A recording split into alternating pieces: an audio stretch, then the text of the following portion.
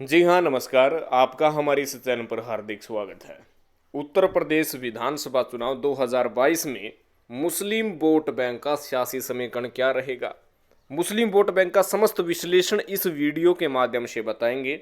ध्यान से इस वीडियो को शुरू से अंत तक देखिएगा। अगर आपने हमारे इस चैनल को सब्सक्राइब नहीं किया है तो अभी कर ले, क्योंकि सबसे पहले सबसे सटीक जानकारी और स्पेशल उत्तर प्रदेश विधानसभा चुनाव से रिलेटेड आपको इस चैनल पर जानकारी दे दी जाएगी। आपको बता दें कि उत्तर प्रदेश में बहुत ही महत्वपूर्ण है मुस्लिम वोट बैंक। मुस्लिम वोट बैंक करीब 143 सीटों पर अपना दमखम रखते हैं। समस्त पार्टियां चाहती है कि मुस्लिम वोट बैंक उनकी तरफ आकर्षित हो, जिसके कारण समाजवादी पार्टी भी, बहुजन समाज पार्टी भी, ओवैसी की पार्टी भी और अन्य पार्टी भी मुसलमानों को कैंडिडेट बनाकर मुस्लिम आबादी वाले विधानसभा क्षेत्र में उतारती है। आपको बता दें कि 2017 का चुनाव अलग था। मुस्लिम वोट बैंक का विभाजन हुआ था, बहुजन समाज पार्टी की तरफ भी गया था, सपा की तरफ भी गया था, ओवैसी की तरफ भी गया था। ओवैसी आपको बता दें कि उत्तर प्रदेश में चुनाव लड़ने का ऐलान कर चुके हैं। 2017 में भी 37 सीटों पर अपने प्रत्याशी उतारे थे, लेकिन ये बहुत अच्छा रिस्पॉन्स ओवैसी के लिए रहा कि एक सीट पर तो दूसरे नंबर पर रही और कुछ सीटों पर तीसरे, चौथे और पांचवें नंबर पर 37 सीटों पर रही है। और अब की बार भी वे कह रहे हैं कि समस्त मुस्लिम बहुल आबादी वाले क्षेत्रों में वे अपने प्रत्याशी उतारेंगे।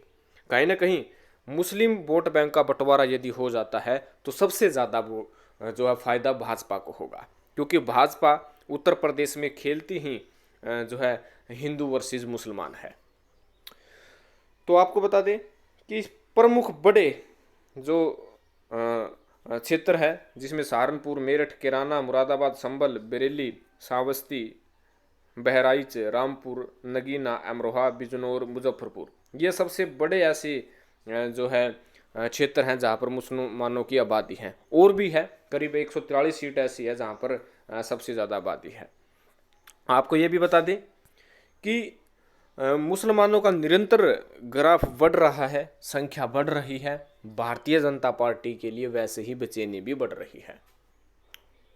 और इसके साथ साथ यदि मुसलमानों की बात करें तो शहरी क्षेत्र में 32% मुसलमान हैं और ग्रामीण में 16% मुसलमान हैं।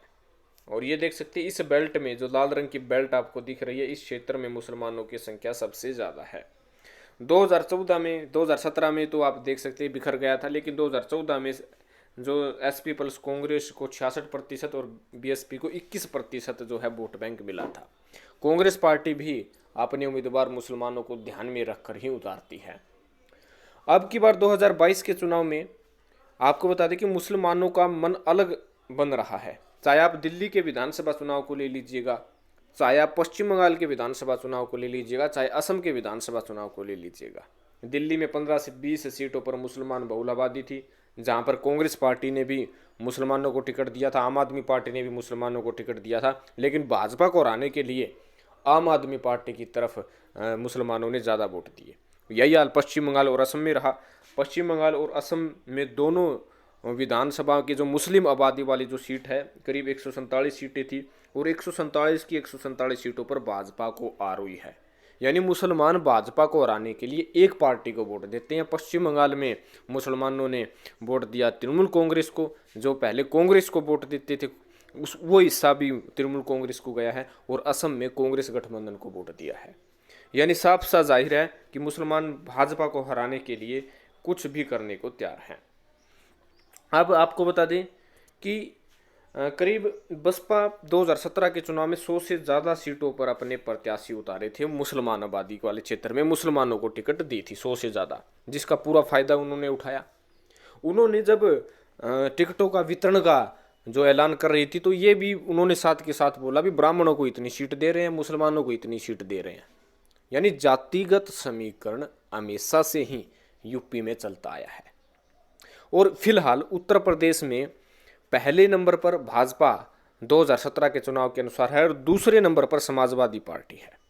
विकल्प के तौर पर समाजवादी पार्टी को बताया जा रहा है कि भाजपा को जो है हराने के बाद समाजवादी पार्टी जो है विकल्प के तौर पर उत्तर प्रदेश में आ सकती है। मुसलमान यदि भाजपा को हराने के लिए अपना सारा वोट बैंक यदि समाजवादी पार्टी की तरफ भेज दे तो पूरा फायदा समाजवादी पार्टी को होगा। समाजवादी पार्टी ने अन्य पार्टियों के साथ गठबंधन भी किया हुआ है। 43 में से यदि 90 सीट भी जो है समाजवादी पार्टी को मुस्लिम आबादियों में से मिल जाती है तो सरकार बनाने से कोई नहीं रोक सकता। हालांकि ओवैसी और बहुजन समाज पार्टी सपा के लिए खतरा हो सकता है, लेकिन मुसलमान वोट बैंक को सोच समझ कर यदि वोट देंगे, बीजेपी के विरोध में एक पार्टी को वोट दे देंगे तो बहुत खतरा भाजपा को हो सकता है। 90 सीटों पर यदि समाजवादी पार्टी को आ जाती है और इसके साथ साथ जो जाट बहुल क्षेत्र है, हरित प्रदेश है, जहाँ किसान वोट बैंक है, आपको बताइए किसानों का भी विरोध प्रदर्शन निरंतर जो है भाजपा के विरोध में चल रहा है। 3 कृषि कानूनों के लिए पूरे भारत में जो है आंदोलन हो रहा है। खुद किसान नेता पश्चिम बंगाल, असम में भी भाजपा को वोट न करने की अपील कर रहे हैं और यूपी में तो राकेश टिकैत ने कह दिया है कि भाजपा को वोट नहीं देना, चाहे किसी को दे ले।